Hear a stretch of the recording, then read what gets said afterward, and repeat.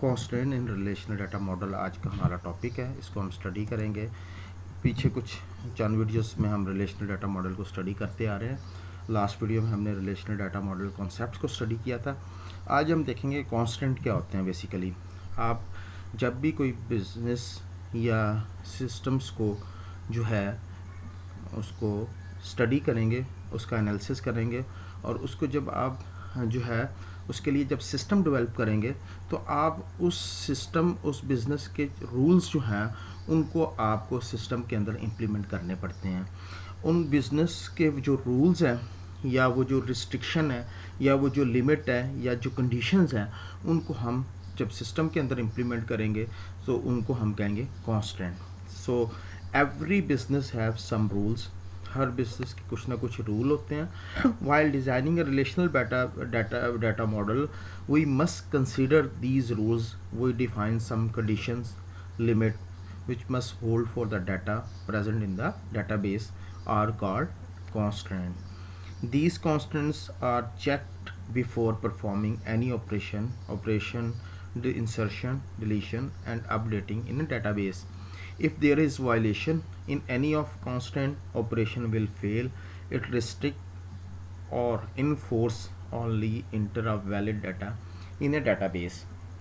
तो ये बेसिकली हम कांस्टेंट के मतलब देखा कि कांस्टेंट जो है वो बेसिकली कंडीशंस या रूल्स होते हैं जिनको आप डेटाबेस के अंदर इम्प्लीमेंट करते हैं ताकि डेटाबेस के अंदर सिर्फ वैलिड करेक्ट डाटा जो है वो सिस्टम के अंदर इंटर हो सके।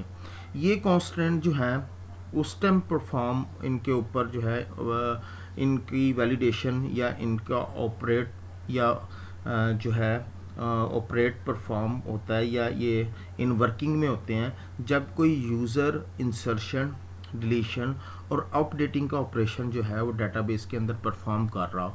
तो फर्स्ट ऑफ ऑल जैसे ही यूज़र इन ऑपरेशन में से जब कोई डाटा जो है वो सिस्टम के अंदर इंटर कर रहा हो या उसको मॉडिफाई कर रहा हो या डिलीट कर रहा हो और अगर उसने वो वायलेशन की जो आपने रूल्स इम्प्लीमेंट किया हुआ है तो वो ऑपरेशन जो है फेल हो जाएगा। ना इंसर्शन होगी, ना डिलीशन होगी, ना अपडेशन होगी। तो ये जो बेसिकली कॉन्स्टेंट हैं ये इन्फोर्स करते हैं कि आप जस्ट वैलिड डाटा एंटर कर सकें। फॉर एग्जांपल कि गवर्नमेंट की तरफ से 15,000 रुपये सैलरी जो है वो जो है मिनिमम जो है वो फिक्स है। 15,000 से नीचे जो है वो किसी भी एम्प्लॉय को आप सैलरी नहीं दे सकते। तो that is one rule, one constant जो कि एक सिस्टम को जब आप डिज़ाइन कर रहे हैं, सपोज किसी ऑर्गेनाइजेशन को जा रहे हैं डिज़ाइन करने, तो उनका जब आप डेटाबेस डिज़ाइन करेंगे और उसमें आप जो है सैलरी का फील्ड जब आप कंप्यूटर के अंदर या डेटाबेस के अंदर डिफ़ाइन करेंगे सैलरी फील्ड्स को, तो आप उसके ऊपर ये चेक लगाएंगे through a check validation, check constant के थ्रू या चेक जो भी आपने रिस्ट्रिक्शन लगानी है आप उसमें उसको इन्फोर्स करेंगे सैलरी के अंदर मिनिमम जो है 15,000 से नीचे सैलरी जो है वो इंटर ना हो सके।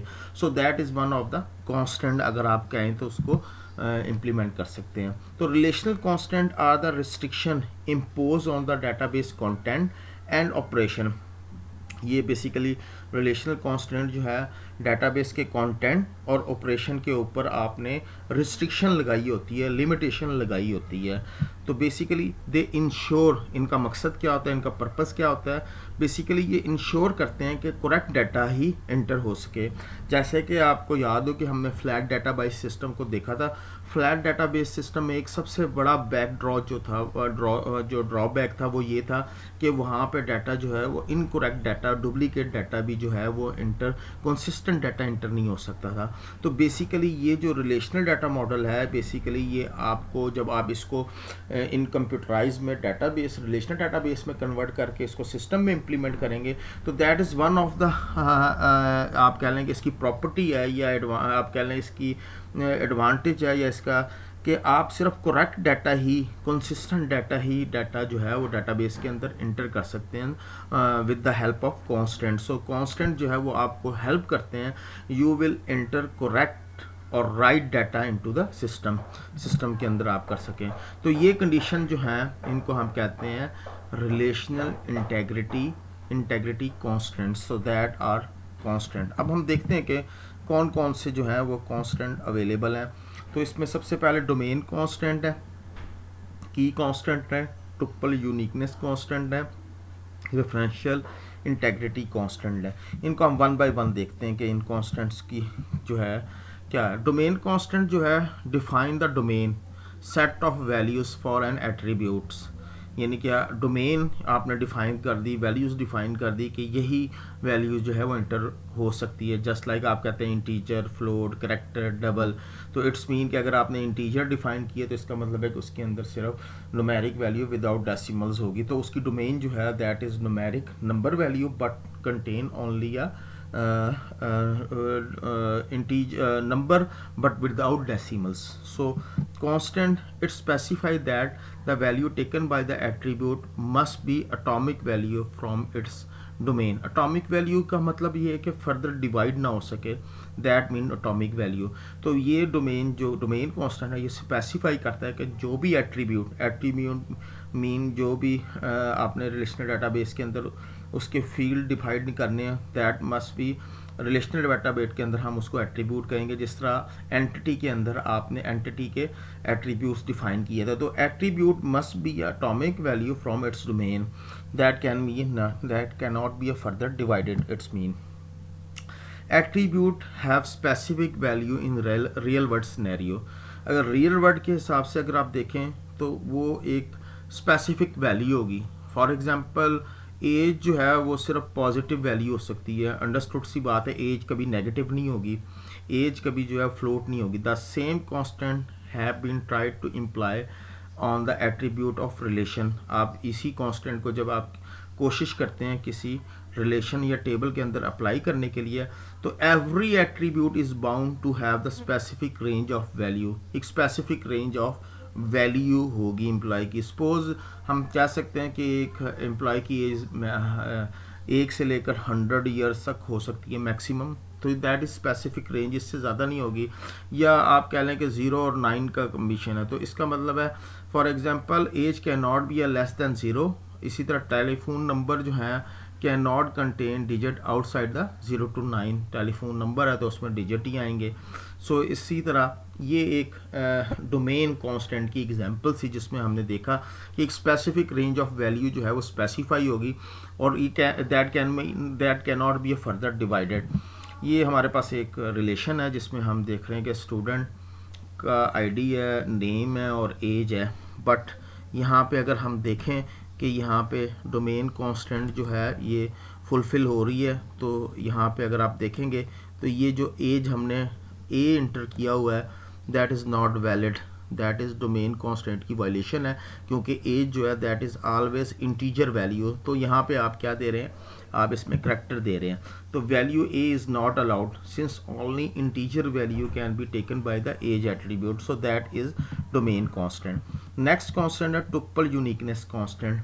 नाम से ही स्पेसिफाई है कि डुप्लीकेट नहीं होनी चाहिए।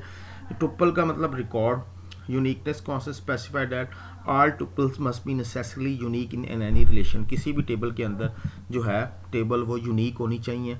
यहाँ पे अगर हम देखें तो ये दो जो रोज हैं ये यूनिक नहीं है, ये वाली और आपके पास ये दो जो टुपल नज़र आ रहे हैं that are not unique, so that is violation of that constant. So this relation does not specify the tuple uniqueness constant since all the tuples are not unique, तमाम tuples जो हैं वो unique नहीं है। that is next one constant। इसी तरह that is key constant जो है there must be at least one minimal subset of attribute in the relation। attribute भी हो सकता है और सबसेट ऑफ एट्रीब्यूट्स भी हो सकता है। एट्रीब्यूट्स के अंदर कम्बिनेशन ऑफ एट्रीब्यूट्स भी हो सकता है जो कि विच कैन आइडेंटिफाई या टुपल यूनिकली, जो कि यूनिकली रिकॉर्ड को आइडेंटिफाई कर सके। This minimal subset of attribute is called की फॉर दैट रिलेशन। उस एट्रीब्यूट को हम क्या कहेंगे, की एट्रीब्यूट कहेंगे उस टेबल के अंदर। If there are more than one such a minimal subset, एक से ज़्यादा हो गया तो फिर हम जो है जो है उसको हम कहेंगे दैट इज़ कैंडिडेट की। लाइक एग्जांपल एक स्टूडेंट है, तो स्टूडेंट की टेबल के अंदर या रिलेशन के अंदर रोल नंबर भी है, रजिस्ट्रेशन नंबर भी है, उसका नाम और एड्रेस है। तो रोल नंबर भी यूनिक हो सकता है और रजिस्ट्रेशन नंबर भी यूनिक होगा। तो दोनों जो हैं कैंडिडेट हैं, तो दैट इज़ ओनली वन।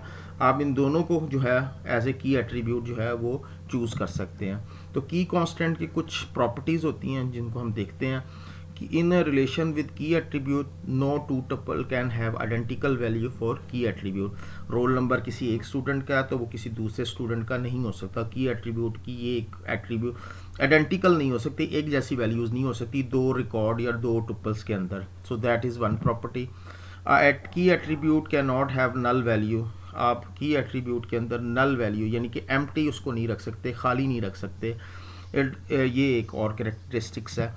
की कांस्टेंट, ये जो हमने अभी देखा है की कांस्टेंट ये, तो ये इसको हम एंटिटी कांस्टेंट भी कह सकते हैं। अगर आपसे पूछा जाए कि एंटिटी कांस्टेंट क्या है, सो सेम ये जो हमने की कांस्टेंट पढ़ा है दैट इज़ एंटिटी कांस्टेंट। जी, अब हमारे पास ये एक टेबल है, तो इसमें अगर हम देखें तो ये जो है वायलेशन हो रही है is that this relation does not specify the key constant as all here all the attribute of primary key are not unique. यहाँ पे ये देखें जी, ये आपके पास ये हमारे पास की एट्रीब्यूट था स्टूडेंट आईडी, बट यहाँ पे यूनिकनेस नहीं है। S003 जो है वो दो स्टूडेंट्स को एक जैसे दे दिया है, so that is not satisfy the key constant constant को सेटिस्फाई नहीं कर सकता। सो that is one another constant. So the next one constant is a referential integrity constant, that is next constant. और इसमें जो है क्या होता है, इसको हम बाज़ दफ़ा फॉरेन की के नाम से भी जाना चाहता है। Referential integrity constant work on the concept of foreign की। अ फॉरेन की इज़ ए की attribute of relation that can be referred in other relation.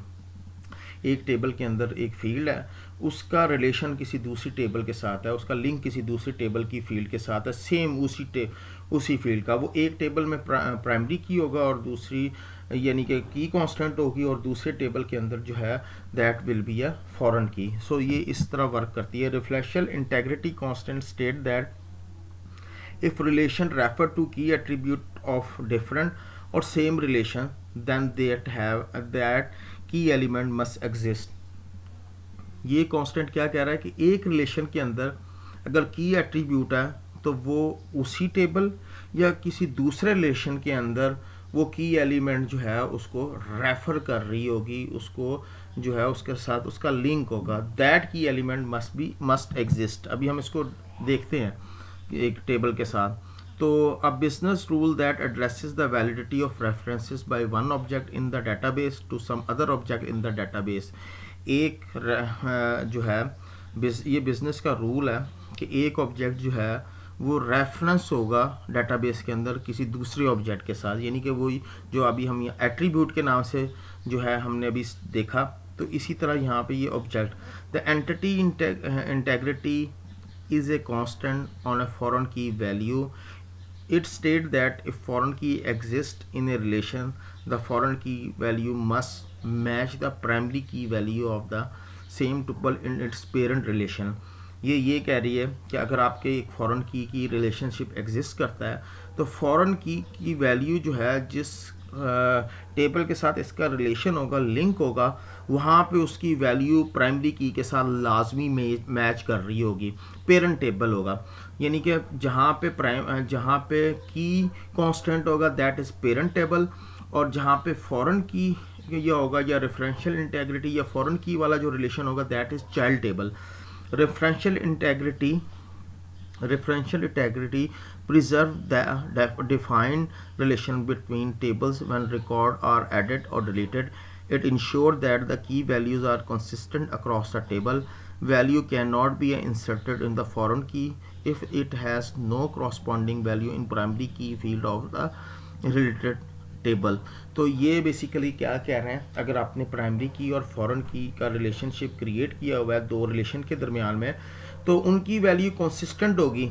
आप एक टेबल के अंदर रिकॉर्ड, पेरेंट टेबल के अंदर रिकॉर्ड ऐड या डिलीट करते हैं, उसका फ़ौरन इफेक्ट जो है वो फ़ौरन की के ऊपर जो टेबल मौजूद है वहाँ पे भी होगा। ये नहीं हो सकता कि पेरेंट टेबल के अंदर डाटा मौजूद हो और फ़ौरन टेबल के अंदर फ़ौरन की वाले टेबल या चाइल्ड टेबल के अंदर वो वैल्यू मौजूद ना। It has no corresponding value in primary key field of the related table. ये हो ही नहीं सकता। इसकी प्रैक्टिकल एग्जांपल जो है वो आप जो माई एसक्यूएल के ट्यूटोरियल हैं उसके अंदर हम इसको देखेंगे कि माई एसक्यूएल के ट्यूटोरियल के अंदर हम फॉरेन की का टॉपिक जब स्टडी करेंगे तो हम प्रैक्टिकली इम्प्लीमेंट भी करेंगे कि एक पेरेंट टेबल के अंदर जब हम वैल्यू एंटर कर रहे हैं उसका इफेक्ट जो है वो जो है चाइल्ड टेबल के अंदर क्या आ रहा है। अगर आप एक वैल्यू पेरेंट टेबल के अंदर ऐड डिलीट चेंज कर रहे हैं उसका फ़ौरन इमीडिएट इफेक्ट जो है वो प्राइमरी फ़ौरन की वाली टेबल यानी कि चाइल्ड टेबल के ऊपर भी फ़ौरन प्रैक्टिकली इम्प्लीमेंट करके हम देखेंगे भी। अभी हम एक एग्जांपल आगे देखते हैं। हमारे पास यहाँ पे दो टेबल्स हैं। एक टेबल जो है वेंडर के नाम से है और एक टेबल जो है वो पार्ट्स के नाम से है। The table part table contain list of parts. ये आपके पास टेबल है जिसमें पार्ट हैं, ये पार्ट नंबर और ये पार्ट के नाम है। And vendor table contain the list of vendor, ये वेंडर्स के नाम है। तो कहता है each part has exactly one vendor number is a foreign की इन ए रिलेशन। यहाँ पे अगर हम ये देखें तो ये दैट इज़ वेंडर टेबल है। तो यहाँ पे ये जो है दैट इज़ पी के मीन प्राइमरी की है यहाँ पे, या की कांस्टेंट है हम कह सकते हैं। तो for each row in the relation vendor have reference the vendor वो value supply in the vendor relation. ये देखिएगा ये हमारे पे यहाँ पे मैं एफ के लिख रहा हूँ दैट इज़ फॉरेन की। ये हो ही नहीं सकता कि यहाँ पे दैट इज़ पेरेंट टेबल, आप इससे कह सकते हैं पेरेंट रिलेशन, और इसको हम चाइल्ड रिलेशन भी कह सकते हैं। तो जो वैल्यू यहाँ पे मौजूद होगी वही वैल्यू यहाँ पे एग्जिस्ट कर सकती है। ये हो नहीं सकता कि वेंडर टेबल के अंदर कोई वैल्यू मौजूद ना हो और चाइल्ड टेबल के अंदर यानी कि पार्ट वाले टेबल के अंदर उसकी वैल्यू मौजूद हो एग्जैक्टली। जैसे वेंडर नंबर 10 है तो वेंडर नंबर 10 यहाँ पे भी है, इसी तरह 20 है तो 20 यहाँ पे भी है, इसी तरह 30 है। इट्स मीन कि एग्जैक्टली वन वैल्यू जो है पेरेंट टेबल में मौजूद है तो उसकी एग्जैक्ट वैल्यू जो है वह चाइल्ड टेबल के अंदर भी मौजूद है। ये हो नहीं सकता कि यहाँ पे आपके पास 50 वैल्यू है सपोज, तो यहाँ इस टेबल के अंदर 50 है ही नहीं, ये हो ही नहीं सकता। दैट इज़ नॉट अलाउ, और ये हो ही नहीं, पॉसिबल ही नहीं है। So that is one of the constant. जी, referential integrity constant value each value in a foreign key column in referencing table must be same as value in corresponding primary key column in the reference table or its nulls। जिस तरह भी मैं पीछे बता चुका हूँ वही हम एक्सप्लेन देख रहे हैं, यहाँ एक्सप्लेनेशन देख रहे हैं। The part table is referencing table और the vendor table is a reference table. Reference table vendor था और रेफरेंसिंग टेबल जो था वो पार्ट वाला टेबल था, या पेरेंट टेबल जो था वेंडर था और चाइल्ड टेबल जो था वो पार्ट वाला था। All referential integrity constants are satisfied. आपने वहाँ पे देखा है एग्जैक्ट हर एक मैच कर रहा है। For number 100 the vendor number 10 match the primary key for the first vendor in the vendor, यानी कि जो वैल्यूज़ वेंडर्स की वेंडर टेबल के अंदर थी एग्जैक्टली वही वैल्यू जो है वो पार्ट टेबल के अंदर भी मौजूद थी। सो that is referential integrity constant. एक डेफिनेशन है सिनोनिम्स। हम सिनोनिम्स देखते हैं कि सिनोनिम्स क्या होता है। A synonym is type of problem that exists in the relation. A synonym is created when two different names are used for the same information or attribute. The name of attribute must be same if it exists two or more relation. जी, क्या मतलब है कि इसका मतलब ये है कि दो टेबल्स हैं, दोनों टेबल्स के अंदर इंफॉर्मेशन वही एक सेम है लेकिन उन एट्रीब्यूट के नाम आपने डिफरेंट कर दिए। ये लिखा हुआ है type of problem that exist is created when two different name. Supplier code है और यहाँ पे सप्लायर आईडी है, ये और ये। तो बेसिकली ये आप दो डिफरेंट रिलेशन है, एक आइटम के नाम से एक सप्लायर के नाम से है, तो दैट इज सिनोनिम्स प्रॉब्लम। यहाँ पे सप्लायर कोड है तो यहाँ पे भी सप्लायर कोड होना चाहिए था, या यहाँ पे सप्लायर आईडी है तो यहाँ पे भी सप्लायर आईडी होना चाहिए था। तो ये आपने जो है इंफॉर्मेशन एक ही तरह की है बट आपने उनके नाम जो हैं वो आपने डिफरेंट रख रही हैं, तो that problem is non synonyms. एक और जो है होमोनिम्स जो है a single name that is use for two different data item or attribute. For example term invoice use for use to refer both customer invoice and supplier invoice.